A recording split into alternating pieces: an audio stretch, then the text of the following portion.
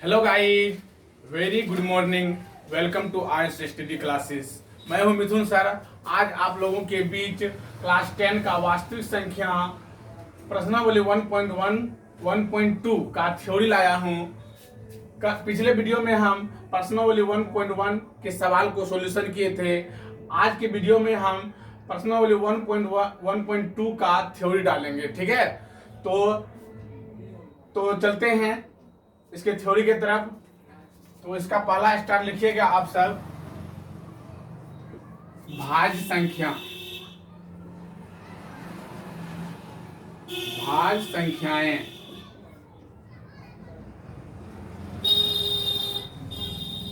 पहला स्टार क्या है? भाज्य संख्याएं, डिविडेंड।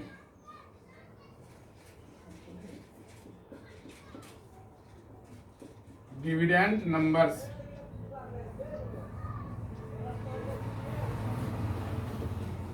डिविडेंड्स नंबर यानी कि भाज्य संख्याएं। अब भाज्य संख्या किसे कहते हैं आप सब कॉपी निकाल लीजिए और हम बोलेंगे, आप लिख लीजिएगा। भाज्य संख्या वैसा संख्या जिसका 2 या 2 से अधिक गुणनखंड हो उसे भाज्य संख्या कहते हैं। आप सब परिभाषा लिख लीजिए। वैसा संख्या जिसका 2 या 2 से अधिक गुणनखंड हो उसे क्या कहते हैं? भाज्य संख्या कहते हैं। एग्जांपल पे चलते हैं। 2 या 2 से अधिक गुणनखंड के लिए अगर हम आपको दिए 8 दे दिए तो बताइए इसका कितना गुणनखंड हो सकता है? इसमें बताइए 1 से भी भागा लग सकता है, इसमें 1 से भी भागा लग सकता है, 2 से भी भागा लग सकता है, 3 से तो नहीं लगेगा, 4 से भी भागा लग सकता है, 5 से नहीं है, 6 से, 7 से, 8 से भी लग सकता है। तो इसका वैसा संख्या जिसका 2 या 2 से अधिक गुणनखंड हो उसे भाज्य संख्या कहते हैं। तो 8 क्या है? भाज्य संख्या हो जाएगा। इसी प्रकार एग्जांपल हम आपको देते हैं 12, 15 का भी 2 से अधिक गुणनखंड है। 1 से भी लग जाएगा, 3 से भी लग जाएगा, 5 से भी लग जाएगा और 15 से भी लग जाएगा। इसलिए 15 भी भाज्य संख्या होगा। और 18 भी दे दिए, डॉट डॉट डॉट etc आप दे सकते हैं। भाज्य संख्या समझ गए? जिसका 2 या 2 से अधिक गुणनखंड हो, ठीक है, वह संख्या भाज्य संख्या कहलाता है। अब अगला स्टार पे चलते हैं हम, अभाज्य संख्या। अभाज्य संख्याएं, प्राइम नंबर, प्राइम नंबर्स। अभाज्य संख्या। अब देखिए यहाँ पे ध्यान दीजिएगा आप सब, अभाज्य संख्या कहते किसको है? ठीक है, अभाज्य संख्या। अभाज्य संख्या का परिभाषा लिख लीजिएगा आप सब।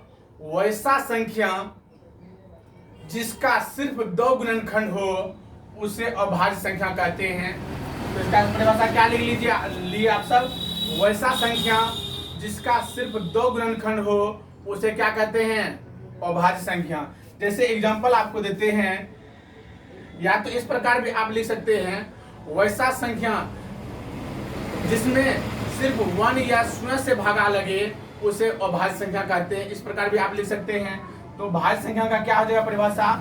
तो वैसा संख्या जिसका 2 गुणनखंड हो। अगर आपको देते हैं 2 दे दिए, बताइए 2 बताइए भाज्य संख्या है? भाज्य संख्या है। तो इसमें बताइए 2 में 1 से भी भागा लग जाएगा और 2 0 से भी भागा लग जाएगा, इसलिए 2 भी क्या है? अभाज्य संख्या है। अगर हम आपको 3 दे दें, बताइए, पूछेंगे बताइए अभाज्य संख्या है? तो हाँ, ये भी क्या है? अभाज्य संख्या है। इसमें भी 1 से भागा लगेगा और 3 से भी भागा लगेगा, और किसी से लगेगा? नहीं लगेगा, इसीलिए ये भी क्या है? अभाज्य संख्या है। अगर हम आपको 5 दे देंगे, बताइए 5 पूछेंगे अभाज्य संख्या है या नहीं? तो 5 भी क्या है? अभाज्य संख्या। इसमें भी 1 से भागा लगेगा और 0 से भागा लगेगा, इसलिए ये भी 5 हो गया, 7 हो गया, 11 हो गया, ठीक है, 13 हो गया, डॉट डॉट डॉट इस प्रकार दे सकते हैं आप। अगर हम पूछें बताइए 9 अभाज्य संख्या है, तो 9 क्या होगा? अभाज्य संख्या नहीं होगा। काहे नहीं होगा? 9 में जो है ना, भाग जो लगता है 1 से भी भागा लगता है, 3 से भी भागा लगता है और 9 से भी भागा लगता है, ठीक है। तो इसका 3 गुणनखंड हो गया, इसलिए ये अभाज्य संख्या नहीं होगा। तो 9 अभाज्य संख्या नहीं होगा।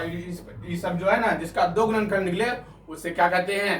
अभाज्य संख्या कहते हैं। क्लियर? क्लियर हो गया ना। अब अगला स्टार चलते हैं हम सहअभाज्य संख्या। अब अगला स्टार चलते हैं हम सहअभाज्य संख्या।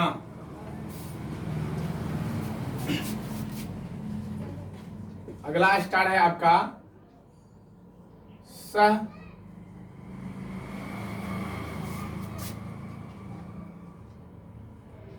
सहअभाज्य संख्याएं। को प्राइम नंबर, को प्राइम नंबर्स।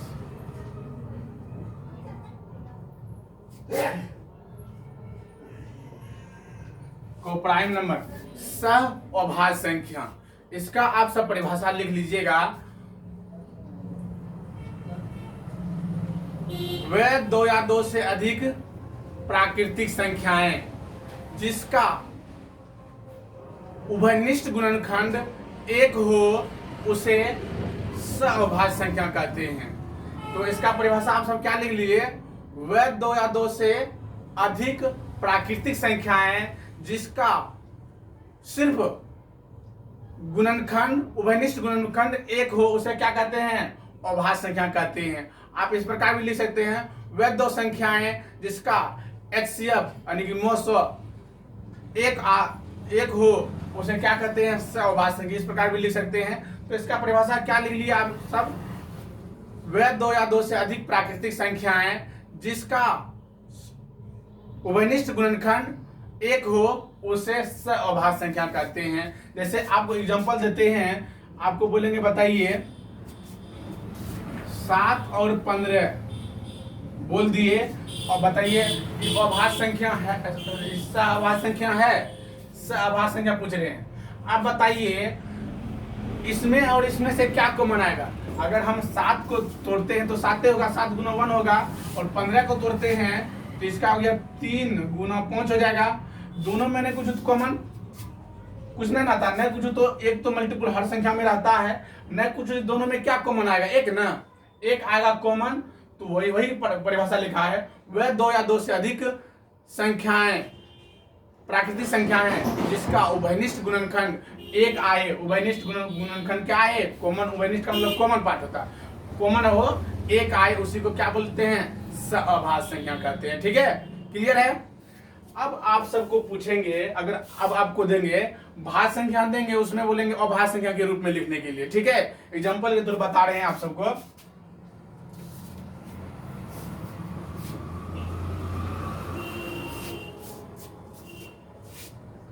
अब अगला स्टार लिखेंगे भाज्य संख्या को, भाज्य संख्या को अभाज्य संख्या में लिखना। अब भाज्य संख्या को क्या करेंगे? अभाज्य संख्या में लिखना है। ठीक है? भाज्य संख्या को क्या करेंगे? अभाज्य संख्या में लिखेंगे। चलिए आपको हम देते हैं 144 दे दिए। क्या दे दिए? एग्जांपल देते हैं 144 दे दिए। अब हम आपको बोलेंगे इसको अभाज्य संख्या के रूप में व्यक्त कीजिए। किस रूप में बोलेंगे? अभाज्य संख्या के रूप में। तो डायरेक्ट बाय डायरेक्ट इसका अभाज्य संख्या के रूप में व्यक्त करने के लिए बोलेगा, तो ऐसे कीजिएगा, आप इसका एलसीएम ले लीजिएगा। एलसीएम तो देखिए, पहले 2 से भागा लग रहा है, 2 से देंगे 7 दूना 14, 2 दूना 4, फिर 2 से खाएगा, दे दीजिए भागा, 2 से कितना हो जाएगा? 3 दूना 6, 6 दूना 12, सॉरी 36 में हो जाएगा। फिर 2 से खिलाइए आप, कितना होगा? 18। फिर 2 से खिलाइए आप इसको 9, फिर कितना से खाएगा? 3 से 3 गुना 3। तो इसको हम अभाज्य संख्या के रूप में लिखना है। 144 लिख देंगे, बराबर लिख देंगे 2 गुना 2 गुना 2 गुना 2, 4 बार नहीं, 2 गुना 2 गुना 2 गुना 2 और गुना 3 गुना 3। यही हो गया अभाज्य गुणनखंड के रूप में। ठीक है, अब इसको लिखिए सही से आप। यानी कि दू क्या को बताइए तो 1 2 3 4 को दू गुना में है, तो इसको लिख सकते हैं दू पे पावर क्या लिख सकते हैं 4। ठीक है, 4 को दू गुना में था, इसलिए लिख सकते हैं इसको दू पे पावर 4। अब बताइए 3 कितना है, 3 मेरा क्या हो दू ठो, 3 पे पावर कितना लिख सकते हैं 2। इसको अभाज्य गुणनखंड के रूप में व्यक्त किए। तो आप कर लीजिएगा, किसी कोई भी अभाज्य संख्या दे देंगे, बोलेंगे निकालने के लिए और बोलेंगे अभाज्य संख्या के ग्रुप में व्यक्त करने के लिए, तो कर लीजिएगा। ठीक है, इसी प्रकार गुणनखंड निकाल लीजिएगा और इसको पावर के रूप में लिख लीजिएगा, यही अभाज्य गुणनखंड के रूप में हो जाएगा। ठीक है, तो चलते हैं।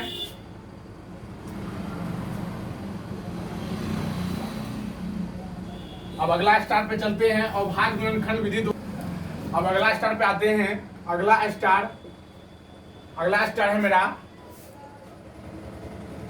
अभाज्य संख्या द्वारा एचसीएफ और एलसीएम ज्ञात करना। अभाज्य संख्या द्वारा लिखेंगे, ऐसे लिख सकते हैं भाज्य संख्या द्वारा एचसीएफ और एलसीएम ज्ञात करना। भाज्य संख्या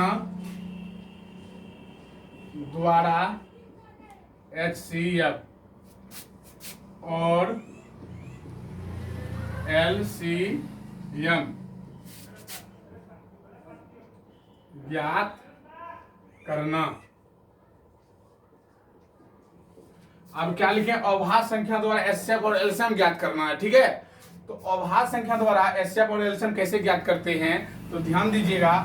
भाज्य संख्या द्वारा, ठीक है, भाज्य संख्या द्वारा, तो एग्जांपल देते हैं आपको, बोलेंगे 8 और 12 का एचसीएफ और एलसीएम ज्ञात करना है। क्या करना है, 8 और 12 का क्या निकालना है, का एचसीएफ तथा एलसीएम ज्ञात करें। 8 और 12 का क्या निकालना है, एचसीएफ और एलसीएम ज्ञात करना है ना। देखिए अभाज्य गुणनखंड विधि द्वारा कैसे निकालेंगे, भाज्य संख्या का अभाज्य गुणनखंड विधि द्वारा। ठीक है, ये तो मेरा भाज्य संख्या है। चलिए 8 को तोड़ते हैं, 8 को तोड़ेंगे कितना हो जाएगा, 2 4 हो जाएगा, यहाँ पे 2 से भागा देंगे फिर 2 हो जाएगा, तो 8 बराबर लिख सकते हैं 2, 8 बराबर लिख सकते हैं क्या बताइए तो 2 गुना 2 तो 8 बराबर क्या हो गया मेरा, 2 पे पावर कितना हो गया 3 ना, 3 आ गया। अब 12 को तोड़ते हैं, 12 को तोड़ेंगे 2 से 6, 2 से 3, तो अब 12 को हम लिख सकते हैं क्या, 2 गुना 3। ठीक है, अब इसको लिख सकते हैं 12 को पावर के रूप में लिखिए, 2 पे पावर क्या लिख सकते हैं 2 गुना 3।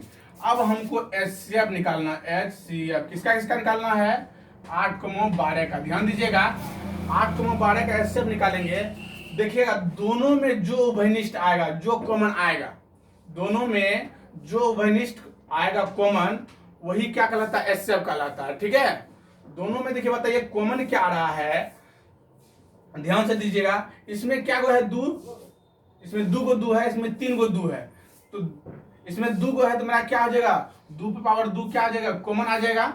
अब बताइए इसमें 3 है, तो इसमें 3 है नहीं ना, है 3 नहीं है, कॉमन आएगा, तो मेरा एचसीएफ कितना निकल गया, 2 पे पावर 2 का मतलब हुआ 2 गुना 2 का मतलब क्या हुआ, 2 गुना 2, इसका मतलब 4 हो गया।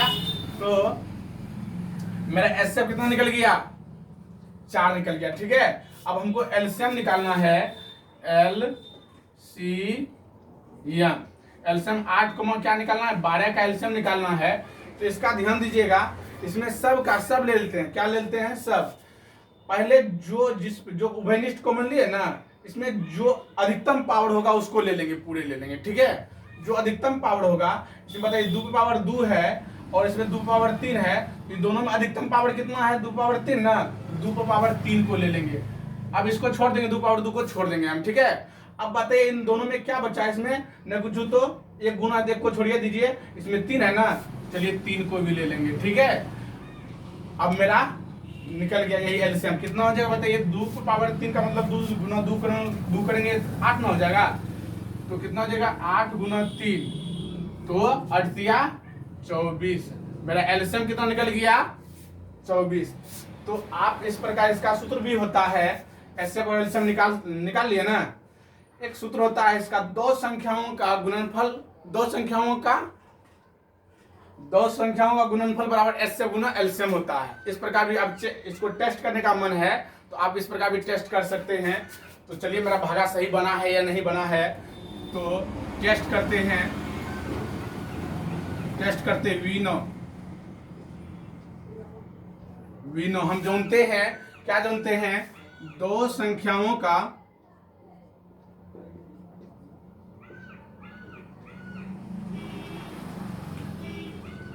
गुणनफल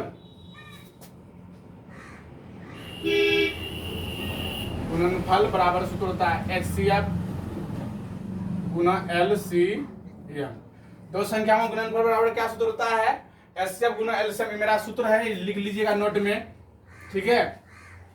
ये सूत्र है, दो संख्याओं का गुणनफल बराबर क्या होता है, HCF गुना LCM। कोई दिक्कत, दो संख्याओं का गुणनफल बराबर क्या होता है, HCF गुना LCM।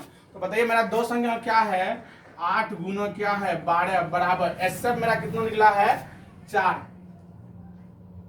HCF मेरा 4 निकला है और LCM मेरा कितना निकल गया है 24 ना, 24। चलिए दोनों अगर मेरा बराबर हो जाए इसका मतलब मेरा सवाल सही है। बरअठ 96 क्या आता है 96। 24 गुना 4 कीजिए तो 24 गुना 4 कीजिएगा तो 96 आएगा आपका, ठीक है। तो LHS मेरा बराबर आ गया RHS। तो इसका मतलब मेरा क्या हो गया, सवाल जो है ना सही है, ठीक है। आज आप सबको थ्योरी पढ़ाए प्रश्नावली 1.2 का। अब अगले वीडियो में हम प्रश्नावली 1.2 क्या करेंगे, सॉल्यूशन करेंगे। अगर आप सबको वीडियो अच्छा लगता है लाइक शेयर कमेंट जरूर करें। तो मिलते हैं अगले वीडियो में।